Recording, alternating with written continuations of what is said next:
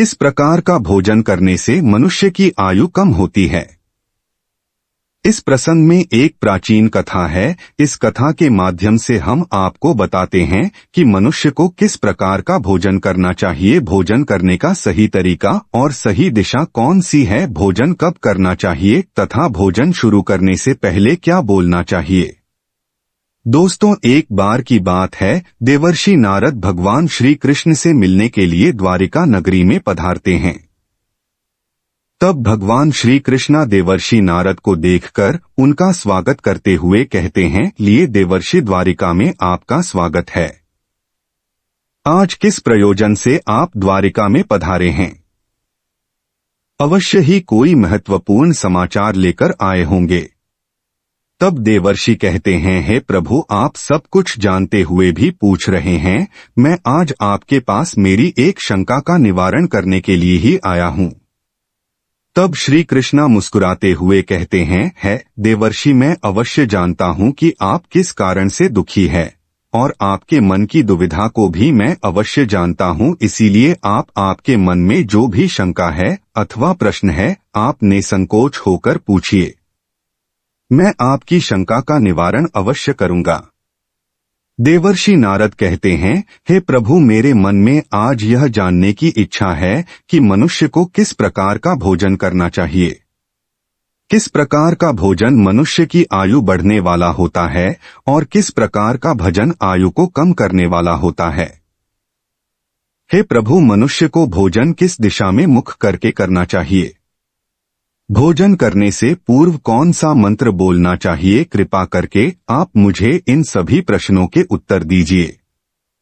तब श्री कृष्ण कहते हैं, है देवर्षि, आज अपने समस्त मनुष्य जाति के कल्याण के लिए बहुत ही महत्वपूर्ण प्रश्न किया है। यह बात सत्य है कि मनुष्य जिस प्रकार का भोजन करता है उसी के अनुसार उसका स्वभाव, भाग्य और उसका अगला जन्म निश्चित होता है देवर्षि, इस विषय में एक प्राचीन इतिहास है जो मैं आपको सुनाता हूँ। त्रेता युग में यह कथा महर्षि अगस्त्य ने भगवान श्री राम को सुनाई थी, इसीलिए इस कथा का महत्व बहुत अधिक है। इस प्राचीन कथा के माध्यम से आपको आपके सभी प्रश्नों के उत्तर मिल जाएंगे। इसीलिए आप इस कथा को ध्यान से पूरा अवश्य सुनें और इसका प्रचार करें। जो भी इस कथा का श्रवण करता है उसके समस्त पापों का नाश होता है और उसे सैकड़ों वर्षों तक दान करने का पुण्य मिलता है। देवर्षि कहते हैं, हे प्रभु, मैं इस कथा को अवश्य सुनना चाहता हूँ। इस कथा को मैं ध्यानपूर्वक सुनूंगा और इसका प्रचार पृथ्वी लोक पर करूंगा। श्री कृष्ण कहते हैं, प्राचीन काल की बात है, उसे समय एक बहुत बड़ा जंगल था। उसे जंगल का आकार 100 योजन था, लेकिन उसे जंगल में कोई भी पशु और पक्षी नहीं रहते थे। केवल वृक्ष और पेड़ पौधे ही थे। कोई भी पशु उस जंगल की तरफ नहीं जाता था, लेकिन उसे जंगल के मध्य भाग में एक 4 कोस लंबी झील थी और केवल इस झील में हंस, बदक तथा अन्य पशु पक्षी रहा करते थे। एक बार अगस्त मुनि उसे झील के पास से गुजर रहे थे तो उन्हें एक बहुत ही अजीब चीज दिखाई दी। उस झील के पास एक बहुत बड़ा आश्रम था जो बहुत पुराना हो गया था, लेकिन फिर भी अत्यंत सुंदर और पवित्र दिखाई पड़ रहा था। उसे आश्रम में कोई भी साधु तथा तपस्वी नहीं रहता था।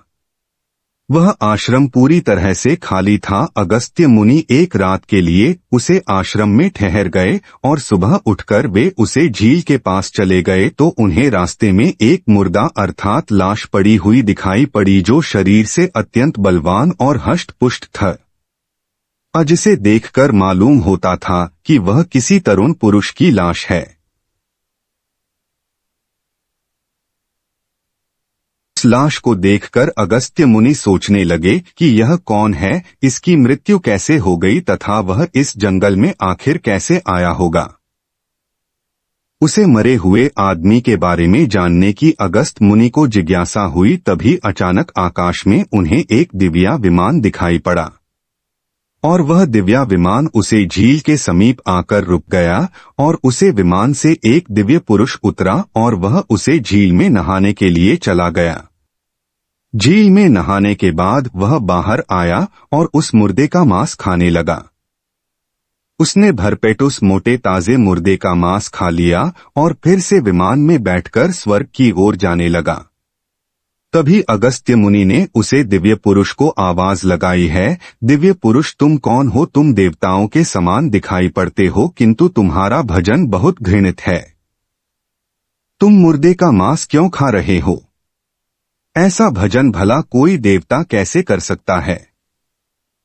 फिर उसे स्वर्गवासी दिव्य पुरुष ने अगस्त्य मुनि की तरफ देखा और उन्हें हाथ जोड़कर प्रणाम करके खाने लगा है। विप्रवर, आपको प्रणाम है। मैं आपको मेरी कहानी सुनाता हूँ। पूर्व कल की बात है। विदर्भ देश में मेरे माँ यशस्वी पिता राज्य करते थे। उनकी 2 पत्नियों थी। उन दोनों पत्नियों से उन्हें एक एक करके 2 पुत्र हुए। मैं उनका सबसे बड़ा बेटा था। लोग मुझे श्वेत के नाम से जानते थे और मेरे छोटे भाई का नाम सूरत था। पिताजी की मृत्यु के बाद मुझे विदर्भ देश का राजा बना दिया गया और मैं वहां सावधानी के साथ राज्य चलने लगा। राज्य करते हुए मुझे कई हजार साल बीत गए। फिर एक दिन मुझे वैराग्य हुआ और मैंने राजपाट का त्याग करने का निर्णय लिया और मृत्यु पर्यंत तपस्या करने का निश्चय करके मैं जंगल में रहने के लिए चला गया। अपने राज्य को मैंने अपने छोटे भाई सूरत को सौंप दिया और उसे राजा बना दिया। फिर इस झील के पास आकर मैं कठोर तपस्या करना आरंभ किया। 80,000 वर्षों तक मैं इस जंगल में तपस्या की और उसी के प्रभाव से मुझे ब्रह्मलोक की प्राप्ति हुई। लेकिन ब्रह्मलोक पहुंचने के बाद भी मुझे भूख और प्यास अधिक सताने लगी। मेरे सभी इंद्रियां तिलमिला उठे। फिर मैं ब्रह्मलोक के सर्वश्रेष्ठ देवता ब्रह्मा जी से पूछा है, भगवान, मैं तो सुना है कि ब्रह्मालोक में किसी भी प्राणी को भूख और प्यास नहीं लगती है। फिर मुझे भूख और प्यास क्यों लग रही है? यह मेरा पीछा क्यों नहीं छोड़ रही है? कृपया आप मुझे बताइए कि मैं किस चीज का सेवन करूं। फिर ब्रह्मदेव ने कहा है, राजन, पृथ्वी पर दान धर्म करने पर ही व्यक्ति इस लोक में भूख प्यास से मुक्त हो जाता है। लेकिन तुमने अपने जीवन काल में कभी दान नहीं किया, किसी भीख मांगे को भीख तक नहीं दी। तुमने राजमहल में रहकर भी द्वार पर आए अतिथियों को भोजन नहीं दिया। तुमने सदैव ही उच्छिष्ट भोजन किया है। बिना स्नान किया ही तुम भोजन किया करते थे। भोजन शुरू करने से पहले तुमने ईश्वर का धन्यवाद नहीं किया। स्वादिष्ट भोजन को दूसरों को दिए बिना ही तुमने उसे ग्रहण कर लिए। इसी कारण से तुम्हें यह पाप लगा है। इसीलिए तुम्हें ब्रह्मा लोक में भी भूख और प्यास का कष्ट उठाना पड़ रहा है। जीवित रहते हुए तुमने अनेक प्रकार के आहारों का अकेले ही सेवन किया है। अनेक प्रकार के पकवान तुमने अकेले ही खाए हैं, दूसरों को नहीं दिए हैं, जिससे तुम्हारा शरीर तो बलवान बन गया किंतु तुम्हारा पुण्य क्षीण हो गया। अब तुम्हारे लिए एक ही उपाय है। उस झील के पास तुम्हारा शरीर पड़ा हुआ है, तुम उसी का मांस खाकर अपनी भूख मिटाओ। ब्रह्मा जी द्वारा इस प्रकार से कहने पर राजा ने कहा है, प्रभु, अपने शरीर का भक्षण कर लेने के पश्चात मेरा क्या होगा? उसके बाद मैं क्या खाऊंगा? मेरे खाने के लिए कुछ भी शेष नहीं रहेगा। कृपया कुछ ऐसा भोजन बताएं जिसका भक्षण कर लेने पर भूख मिट जाए और जो कभी खत्म ना हो। तब ब्रह्मा देव कहते हैं, है राजन, तुम्हारा शरीर ही मैं अक्षय बना दिया है। उसे तुम रोज खाओगे फिर भी यह समाप्त नहीं होगा। वह दूसरे दिन फिर से ताजा हो जाएगा। इस मृत शरीर के अंग फिर से उग आएंगे और उन्हें तुम फिर खा सकोगे। और जब तुम अपने शरीर का मांस खाते हुए 100 वर्ष बीत जाएंगे, उसके बाद तुम्हारे इसी जंगल में एक दिन महर्षि अगस्त पधारेंगे और उन्हीं के द्वारा तुम इस पाप से मुक्ति पा सकोगे। इस प्रकार से राजा ने सारी हकीकत महर्षि अगस्त्य को बता दी और कहने लगे हैं, विप्रवर, मेरा शरीर कभी नष्ट नहीं होता है और मैं रोज आकर अपने शरीर का मांस खाता हूँ। न जाने कब मुनि अगस्त्य यहाँ पर पधारेंगे और मुझे इस कष्ट से मुक्ति दिलाएंगे। ऐसा सोचते हुए मुझे 100 वर्ष बीत चुके हैं और मैं आज भी उनकी राह देख रहा हूँ। राजा श्वेत का इस प्रकार से कथन सुनकर महर्षि अगस्त्य बोले, अच्छा तो तुम्हारे सौभाग्य से मैं यहाँ पर आया हूँ। मैं ही मुनि अगस्त्य हूँ और बोलो मैं तुम्हारी किस प्रकार से सहायता कर सकता हूँ। तब राजा अत्यंत प्रसन्न हुए और जमीन पर लेटकर महर्षि अगस्त के चरणों को वंदन करने लगे। राजा श्वेत बोलते हैं, मुनि कृपया आप मुझे इस घृणित आहार से मुक्त कीजिए तथा जिस पाप के कारण मुझे यह प्राप्त हुआ है उसे पाप से भी मुझे मुक्त कीजिए, जिससे मुझे अक्षय लोक की प्राप्ति हो सके। है ऋषि, मैं आपको यह दिव्या आभूषण भेंट करता हूँ, कृपया आप मुझ पर कृपा करें। राजा की दुख भरी बातें सुनकर मुनि को उन पर दया आ गई। जैसे ही राजा ने वह दिव्या आभूषण महर्षि अगस्त्य के हाथ पर रखा, इस समय उनका मृत शरीर अदृश्य हो गया और वह उस पाप से मुक्त हो गए। और फिर महर्षि अगस्त्य से आज्ञा लेकर वे उस दिव्या विमान में बैठकर ब्रह्मा लोक को चले गए। इस प्रकार से उसे राजा श्वेत को दान न करने के पाप से मुक्ति मिली। भगवान श्री कृष्ण कहते हैं, है देवर्षि, इस प्रकार से उच्च भोजन करने के कारण ही विदर्भ देश के महाराज को ब्रह्मलोक में रहने पर भी तृप्ति नहीं मिली और उन्हें पृथ्वी लोक पर आकर स्वयं का ही मांस खाना पड़ा। है देवर्षि, अब मैं तुम्हें भोजन के नियम बताता हूँ, आप इसे ध्यान से सुनिए। भोजन शुरू करने से पहले थोड़ा सा अन्न भूमि पर रखना चाहिए ताकि देवता, पशु, पक्षी, सर्प, दैत्य तथा प्रेत पिशाच जो अपने कर्म बंधन से बंधे हुए हैं उन सभी को अन्न की प्राप्ति हो। यदि भोजन करते समय कोई अतिथि आ जाए तो उसका स्वागत करें और उसे आसन देकर प्रणाम करके उसका सत्कार करें, फिर उसे श्रद्धापूर्वक भोजन कराकर विदा करें। क्योंकि जिसके घर से अतिथि निराश होकर लौट जाता है उसे वह अपने पाप देकर उसके शुभ कर्मों को ले जाता है। श्री कृष्ण कहते हैं, मनुष्य को पिता के घर में रहने वाली विवाहित कन्या, दुखिया और गर्भधारण की हुई स्त्री तथा वृद्धि को भोजन करने के बाद ही भोजन करना चाहिए। इन सभी को भोजन कराए बिना जो स्वयं भोजन ग्रहण करता है उसका भजन पापमय बन जाता है। ऐसा व्यक्ति नरक में ही जाता है। जो स्नान किए बिना ही भोजन करता है उसका भोजन मल भक्षण के समान हो जाता है। जो बालक एवं वृद्ध आदि के हिस्से का भोजन करता है उसका भोजन विष्ठा के समान हो जाता है। और जो बिना दान किया ही भोजन ग्रहण करता है उसका भोजन विष के समान बन जाता है। मनुष्य को कभी भी दुराचारी व्यक्ति द्वारा दिया गया अथवा दूसरों द्वारा अपमानित करके दिया गया भोजन कभी भी ग्रहण नहीं करना चाहिए। मनुष्य को चाहिए कि परोसे हुए भोजन का अग्रभाग अग्नि को देकर ही भोजन करना चाहिए। भोजन को एकाग्रचित होकर करना चाहिए।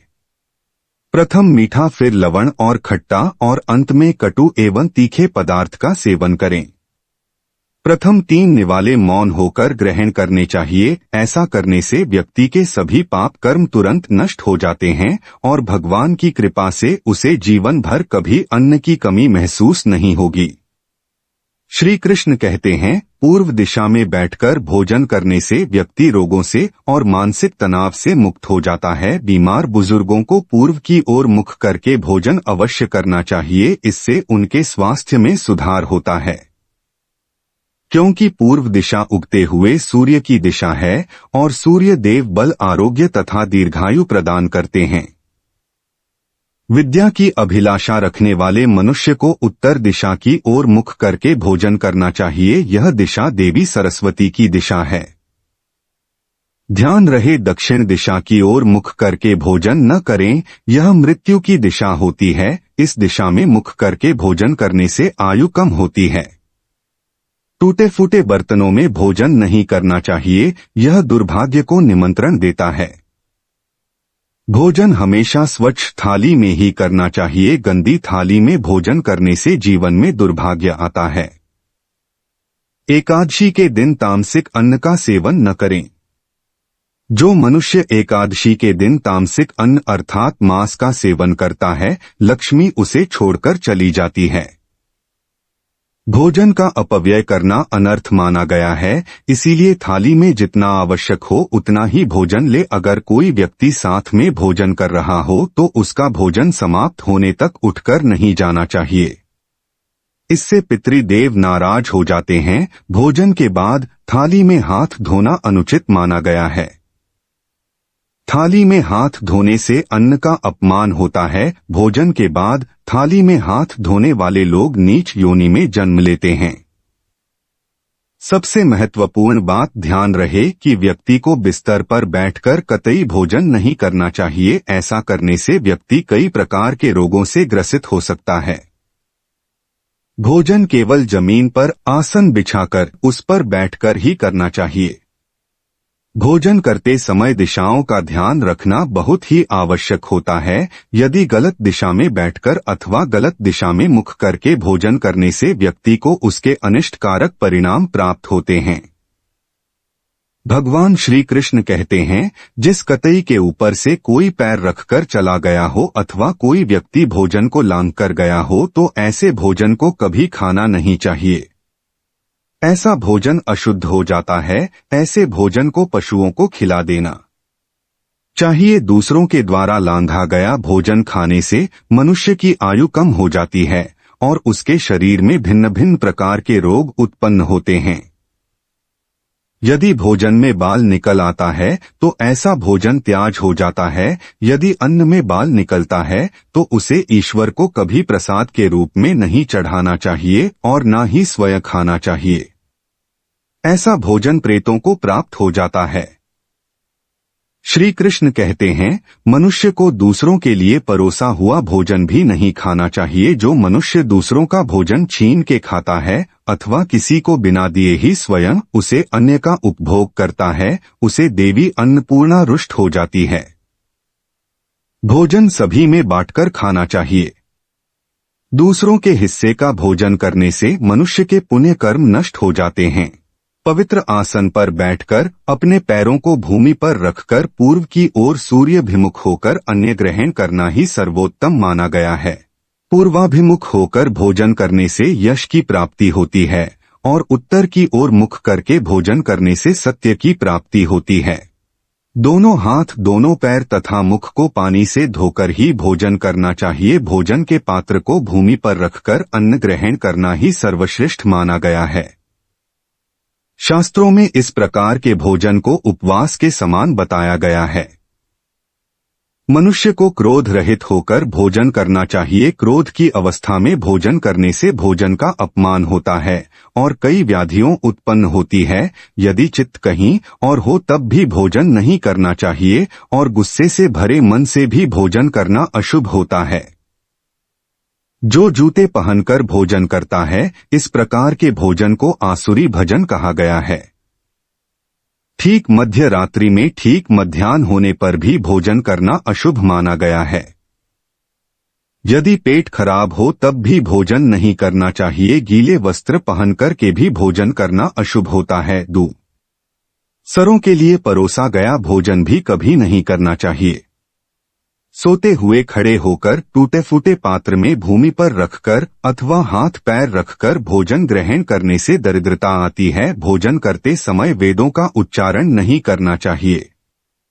शास्त्रों के अनुसार स्त्री को पति के भोजन के बाद ही भोजन कर लेना चाहिए। यदि पति घर से दूर हो तो पति को ध्यान करके भोजन ग्रहण करना चाहिए। इससे पति की आयु लंबी होती है और स्त्री सदा सुहागन रहती है। पति से पहले भोजन करना शास्त्रों में शुभ माना नहीं गया है। इससे पति की आयु कम हो जाती है। इसके साथ ही विष्णु पुराण के अनुसार पति और पत्नी को एक साथ बैठकर भोजन नहीं करना चाहिए। ऐसा करने से दोनों में क्लेश और विवाद होता है। अंधकार में अथवा आकाश के नीचे बैठकर भोजन नहीं करना चाहिए। भोजन करते समय सिर पर छत अथवा वृक्ष की छाया अवश्य होनी चाहिए। केवल एक वस्त्र पहनकर भी भोजन करना अनुचित होता है अथवा नग्न अवस्था में भोजन ग्रहण करना अशुभ होता है। इससे जीवन में दुर्भाग्य आता है। सवारी पर बैठकर अर्थात किसी वाहन में बैठकर भी भोजन ग्रहण करना अनुचित होता है। साथ ही शैया पर बैठकर भोजन करने से व्यक्ति की आयु कम हो जाती है। सवारी पर बैठकर अर्थात किसी वाहन में बैठकर भी भोजन ग्रहण करना अनुचित होता है। साथ ही शैया पर बैठकर भोजन करने से व्यक्ति की आयु कम हो जाती है। हंसते हुए अथवा रोते हुए भोजन करना अनिष्टकारक होता है। इससे गले में अन्न फंसकर प्राण जाने का भी खतरा बना रहता है। तो दोस्तों, इस प्रकार से भगवान श्री कृष्ण ने देवर्षि नारद को भोजन करने का महत्व बताया है। आपको यह कथा कैसी लगी कमेंट करके अवश्य बताएं। जानकारी अच्छी लगी तो वीडियो को लाइक जरूर करें और कमेंट में जय श्री कृष्णा अवश्य लिखें। साथ ही चैनल को सब्सक्राइब करें। आप सभी का धन्यवाद।